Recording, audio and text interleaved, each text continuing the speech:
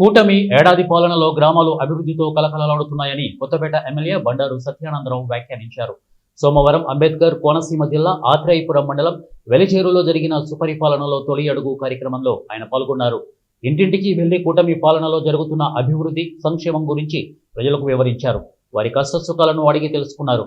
ఏడాది పాలనలోనే పింఛన్ మొత్తాన్ని 4,000కు పెంపు, ఏడాదికి 3 ఉచిత సిలిండర్లు, తల్లికి వందనం, మెగా డిఎస్సి వంటి హామీలు ప్రతిష్టాత్మకంగా అమలు చేసిందని తెలిపారు. అన్నదాత సుఖీభవ పథకం ద్వారా త్వరలో రైతుల ఖాతాలో పీఎం కిసాన్ పథకంతో పాటు నగదు జమ అవుతుందని వారు తెలిపారు.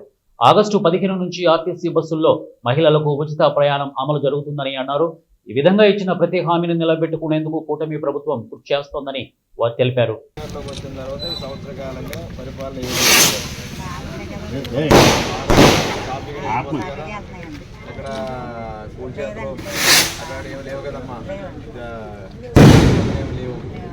పథకాలు అందరికీ ఒకటి జరుగుతున్నాయి.